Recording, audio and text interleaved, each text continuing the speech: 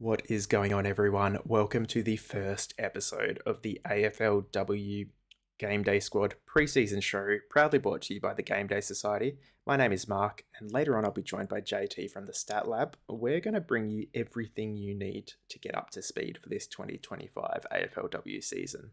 We're going to look at all the changes to the competition that you might not be used to for 2025. We're going to look at the must-have players. So if you're new to GameDay Squad AFLW, you won't get left behind. We're going to look at a few unique options as well to hopefully get you ahead of your friends. And then we're going to rip open some packs. So stick around and let's get into it.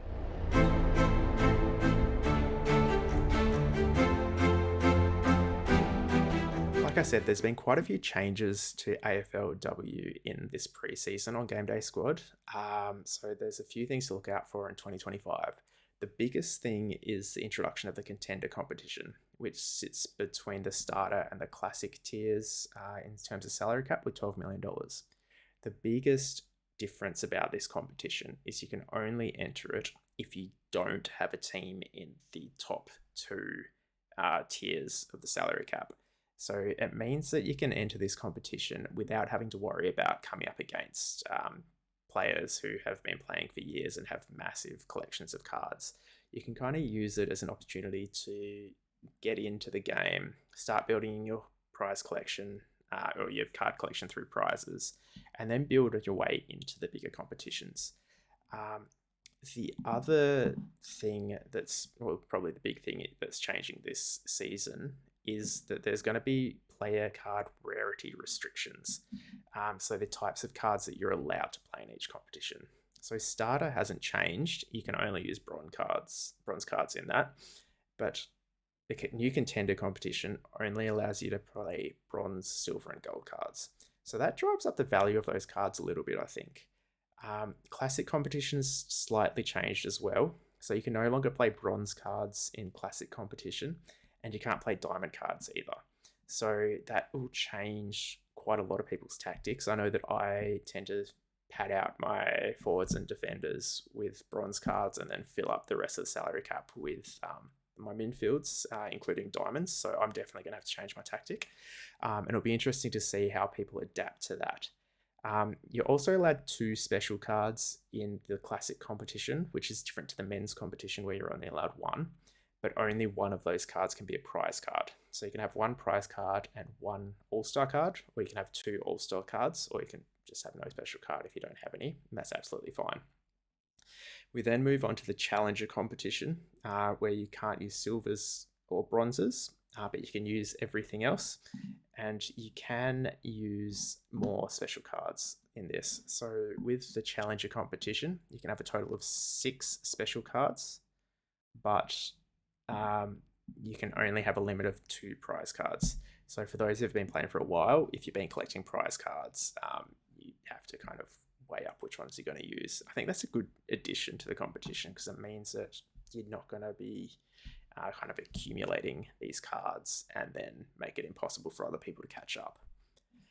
The last thing that, there's no changes to this champion competition. You can just basically play whatever you want in that one. The last thing that we'll talk about is the prizes. So I think the prizes are great this season, and it kind of shows that GameDay Squad are committed to AFLW, which is really reassuring. In the starter competition and contender competition, it's mainly packs that you win. So if you come first in starter, you do get some pack credits, and first to third, you do win some money in contender.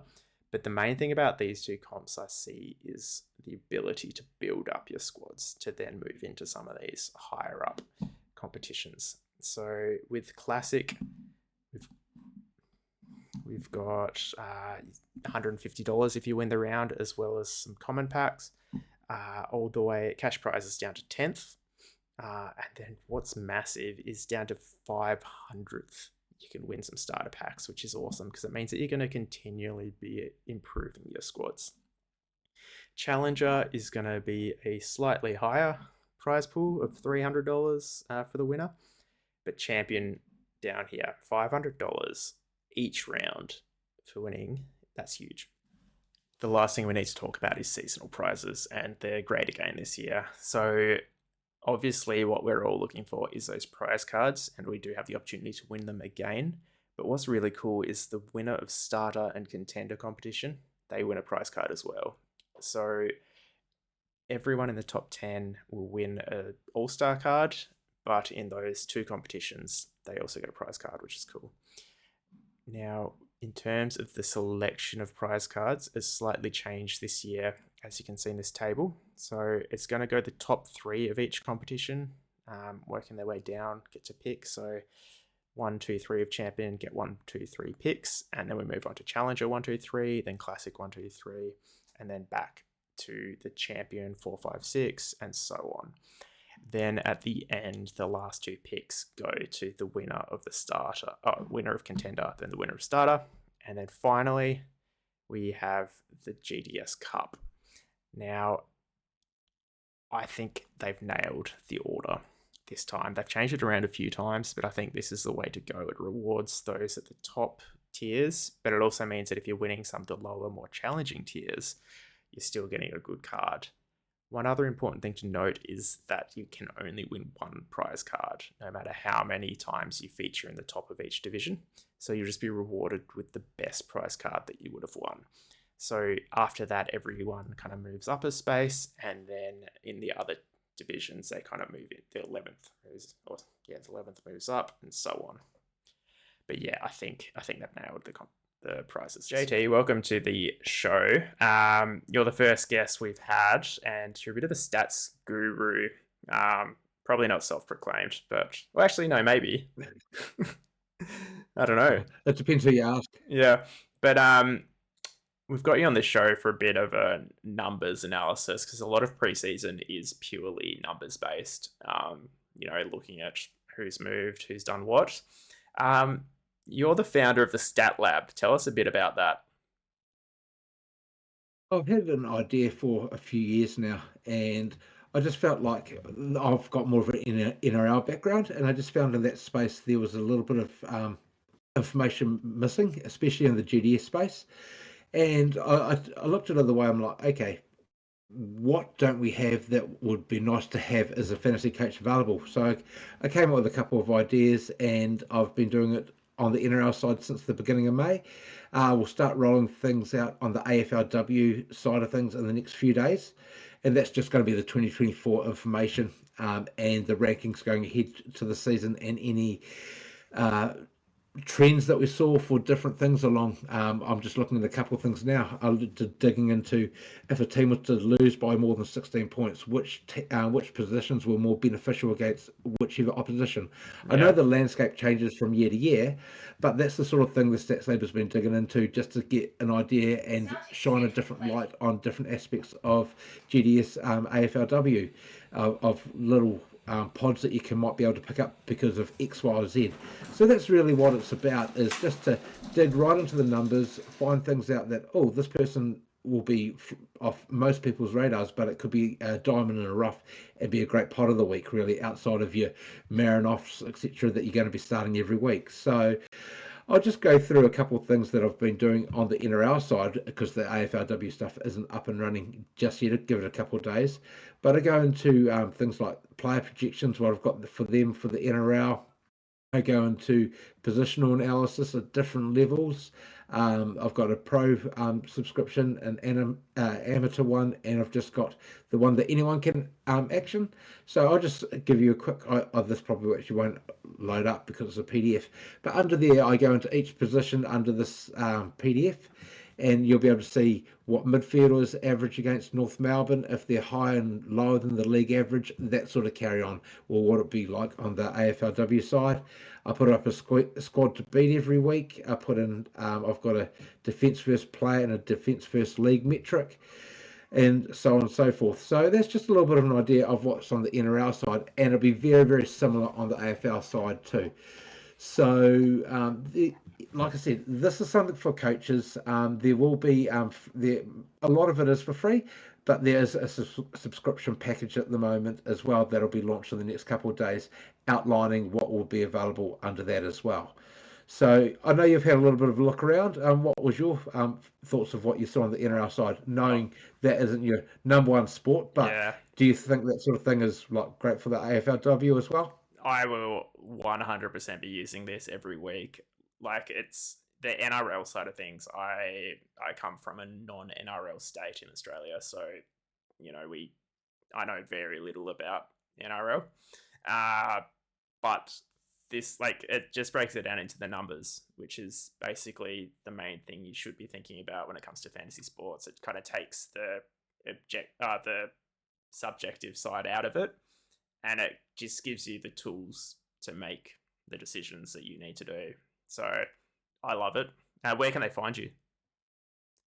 I'm just on Patreon at the moment, and I'll provide you with a link to post in the show notes. Yep. Can also be found on Twitter. Still getting it out there more so on the socials. Anyone on GDS would have seen it pop up on the NRL channels. It'll be more prominent on the AFLW channels moving forward as well. Nice. So that's where I'll be found at the moment. And there's more sports to cover as well that will be coming up soon. Excellent. Very exciting times. All right, now we're going to jump into what I consider to be the must-have players for season 2025. We'll start off with the defenders. There's probably three players that I think are top tier. That's Madison Gay, Tilly, Lucas Rod, and Charlotte Thomas.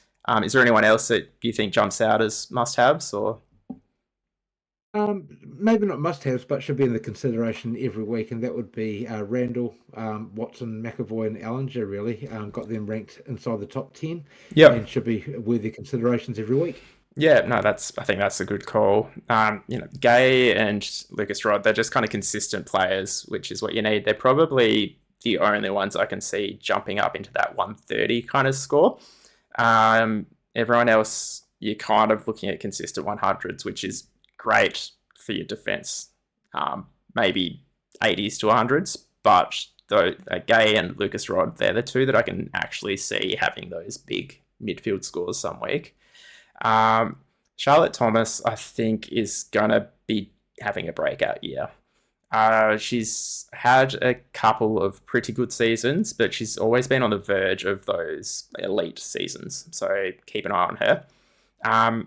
In the midfield, I think this is where you have your elite players. So with AFLW, as you all probably know, there's a big gap between your midfielders and your other positions. So I've got 5 must-have players, which when I say must-have, obviously it's going to be hard to get them all, but these are the ones you should be targeting. We've got Marinoff, Garner, Riddle, Rowbottom, and Bowers, who's coming back from pregnancy this season. What are your thoughts on that?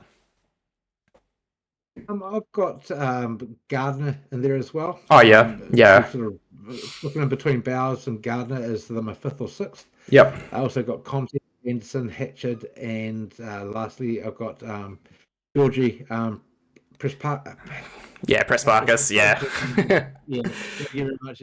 Keep practicing it, keep getting it wrong. No, that's fine. Yeah, that's 10, but I totally agree that they are almost set and forget every week, and Yeah. those other positions in the midfield could be filled in by those others in the rest of the top 10. Yeah, and I guess with the midfield as well, because it's so contested in there, you're looking for your matchups as well. So, Marinoff's probably in there every week if you have a Garner as well, assuming everything stays the same at North Melbourne. But I think as you go further down the list, you'll be looking at who they're playing. All right, next we'll look at the rucks. So for me, there's one standout ruck, which is Mim Strom. She had a massive breakout season last year. I think she averaged 20 points plus more than the next ruck. What do you think? Is there anyone else that could be in contention with that? Or is it just a ruck 1, her, ruck 2, whoever? Yep. Yes. Every week that she's playing, I'll be starting her every week. Yep. Other than that, the second spot would go to someone like Lucy Wales, Morfitt, Yep. Scholes, Edmonds.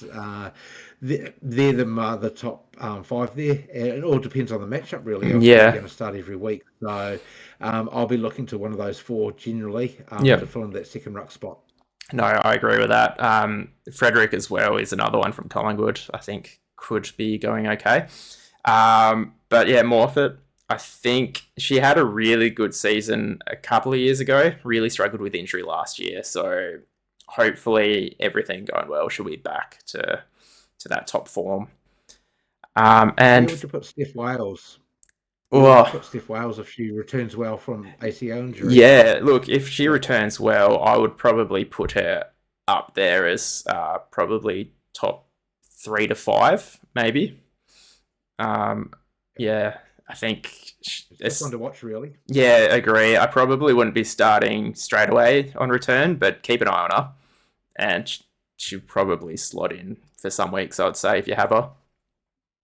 Yeah. Yeah, cool. And then finally, we've got our forwards. So forward line is one of the hardest positions to pick in AFLW. I've found purely because, well, previously we had um, Hoare, who was, a set and forget, but now she's moved into the midfield.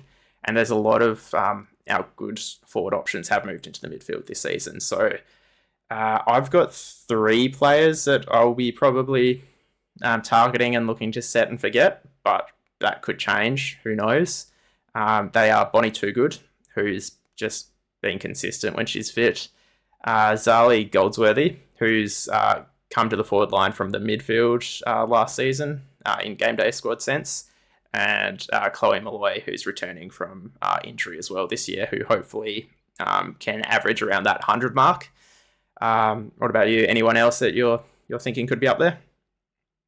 Yeah, they're my top three. Yeah, I would also add in Ange Sennett, Captain yeah, Gould, Maloney, and O'Loughlin as well. So there you've got the 7 spots to fill every week. That's my top 7. It's not yep. always going to be as set and forget as that, but Mm. more than often you'll see 2 of those 4 in the starting side every week for me. Yeah, I agree with Stannard as well. Especially, I think she's come back from injury this season. She looked preseason looks pretty good. I think she's been nominated as captain again. So consistency, getting games, playing important roles. I think she'll hopefully be one of the better forwards to pick. So now we're just going to swing into a couple of maybe uniques or points of difference that you can start with in round one. First of all, the person I want to talk about is someone who's actually not going to be playing, and that's Bree Davies. So we've seen how important she can be for Collingwood, but we've just found out she's going to be missing at least the first part of the season.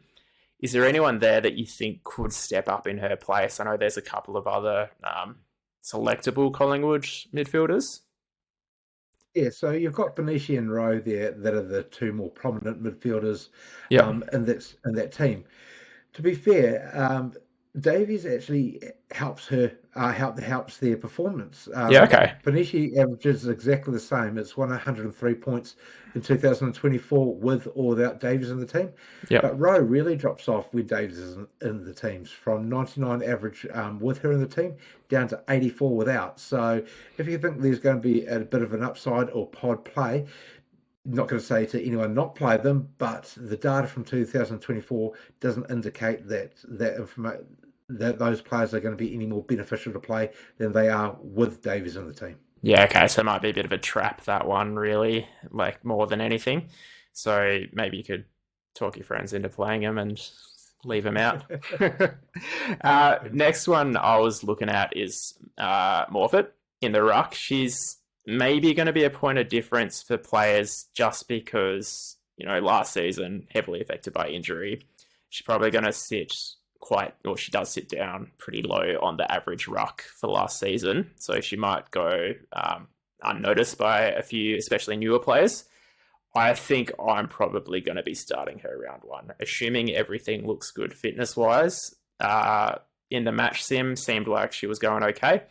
But yeah, that's one for me. I think could be a sneaky, unique pick, at least for the first round, till everyone catches on. Uh, Next is Watson from St Kilda in defence. What are your thoughts on Watson?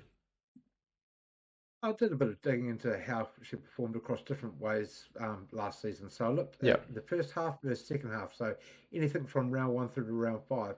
She was a bit quiet to start the season and averaged 76 points through that first 5 weeks. Yep. Then went on to finish at 8 points more at 84-point average to finish off the season. So yeah, like you mentioned to me pre-recording that you thought she finished strong in the season, and the numbers are there to prove it with an Yeah. 8-point increase as the season went on. But what I found a little bit more intriguing is in games that St Kilda won versus in games that St Kilda lost. In the games that they won, she averaged only 72 points. In games that they lost, there was a 14-point increase to an average of 86 points Yeah. in Right. games that they lost. So if you think they're going to be up against it one week, she's probably better to start if you think St Kilda are going to go down rather than win. Yeah, and as a Saints fan, I am predicting that, well, if it's anything like the guys, we'll have a few weeks like that where we struggle a little bit. The last pair of players that I think could be a bit of a sneaky unique, at least to start with. These are all like round 1 picks where you can slightly get ahead of the competition.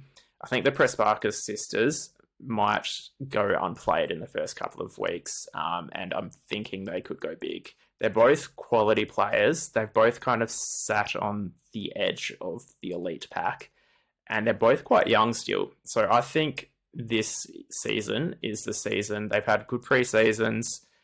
I think they're going to go big. I think they're going to sit around that 130, 140 average, which is a big call, but they could be pushing on the door of the Norths and the Bowers and those guys at North as well. So, yeah, for me, I'll be probably locking in both of them as a bit of a roughie. All right. Now we're going to jump into probably my favourite part of the episode each week. It's going to be the pack openings. So JT has a few packs that he's going to open, and then I've got a couple of packs as well. Do you want to just jump straight into it, or? Yeah, mate. Well, I'll start off with the common, then I'll move down to rare, and I've got a single unique sitting down here too. Nice. So you only need one. That's all you need. Underway. Like we want to see that explosion animation if we can. Let's see what happens. Not today, unfortunately. Not today. Common. Sometimes it's nicer when you get like just the silvers and golds in the common pack because. So it does look like we've got all silvers in this pack. So yeah, and gold. Sorry. Yeah. Okay. Start up here. Let's start off. Morecambe. Miller. Okay. Grant. Stone. Campbell. Davison, maybe. Oh, there you go. Too good. That's a good card. Especially gold. They all sit nicely in a lot of sides. Fitzpatrick. So, a good pack in the end with two good. The other guys, or the other players, probably not startable at this point unless something changes. But yeah, that too good is going to be a very nice card. Yeah. No, that'll come in very handy. Nice. Moving across to the rear. Now let's see that animation. Give me a red. Oh, there we go. We'll take that. At least a diamond. There it is. And there, two diamonds. Oh, double diamond. Double diamond. That's huge. Massive. We'll start off with the golds. Okay. Wales. Talked about Wales.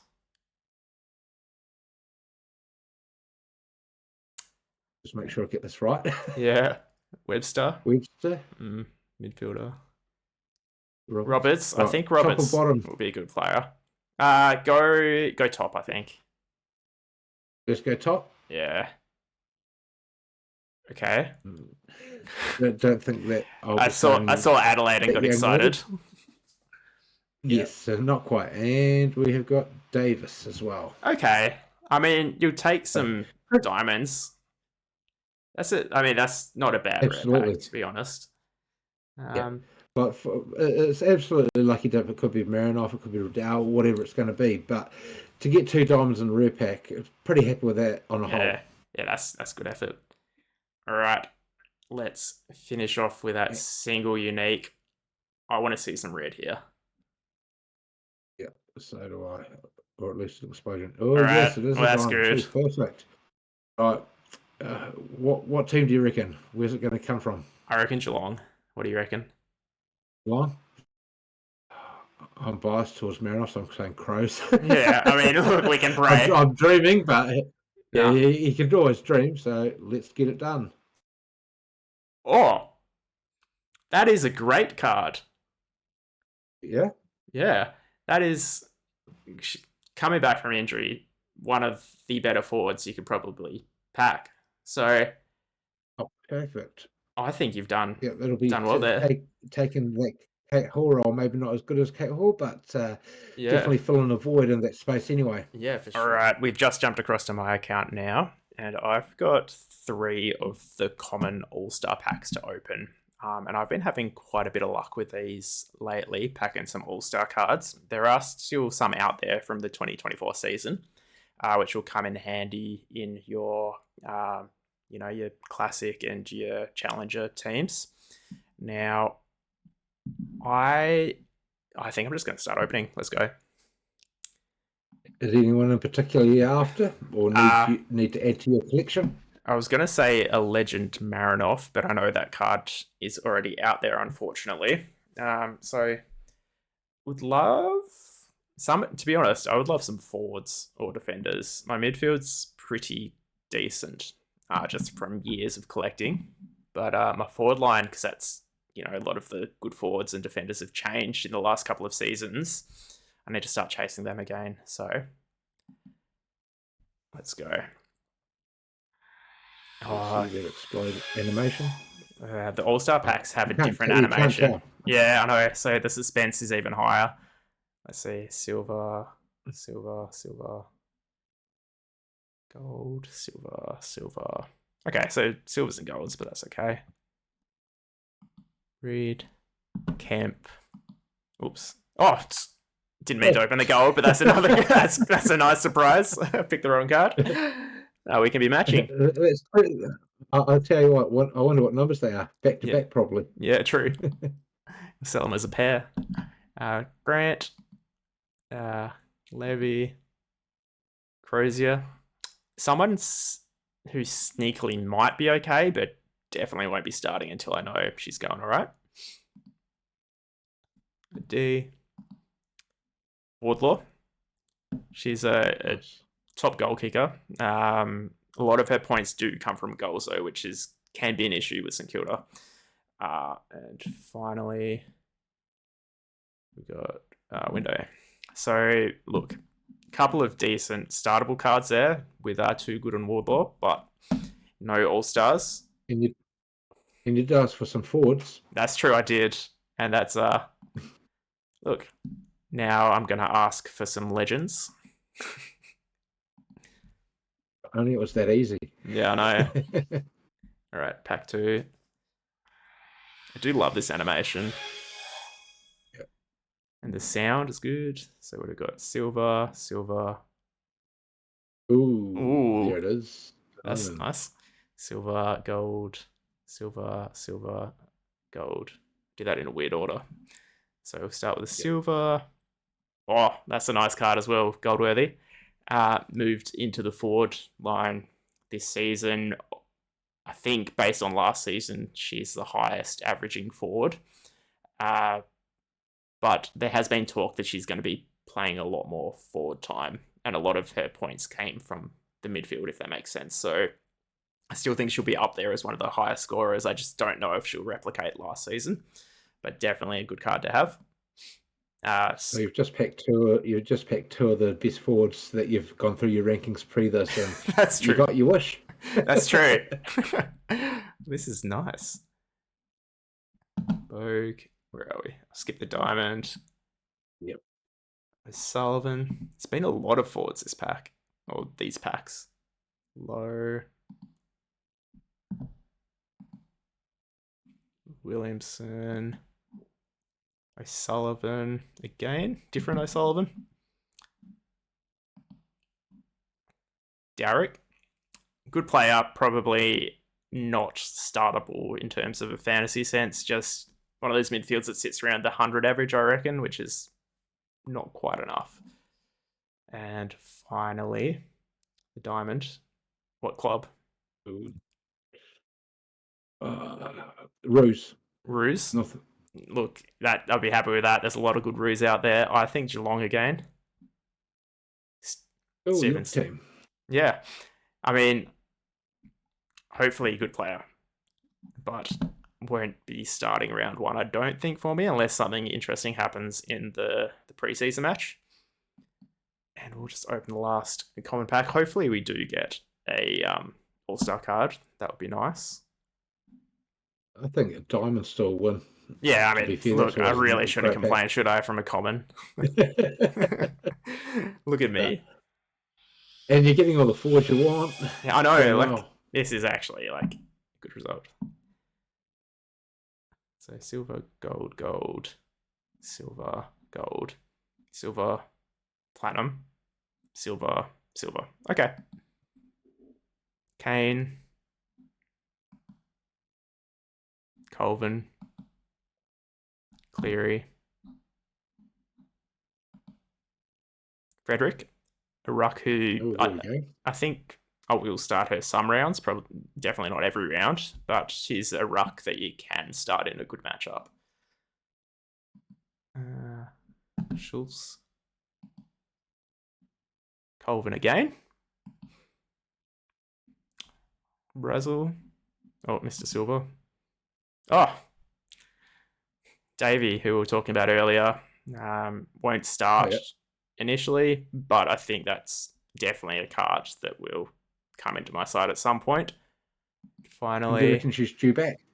I think last I saw she was going to miss the start, which I think was 4 rounds, but it's really hard to find information on this kind of stuff in AFLW at the moment. Yeah. Once the season starts, the reporting on it comes a lot better, but pre-season, with the men's competition still on, you have to do a lot of digging to find that. So I reckon there'll be a good 3 or 4 weeks without her, but once she's back and once she shows she's fit, she'll be coming in for me.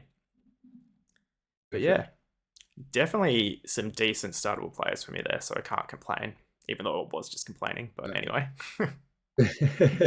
Hey, you got some of the best forwards in the game. It's a great start for your season. That's true. Alrighty.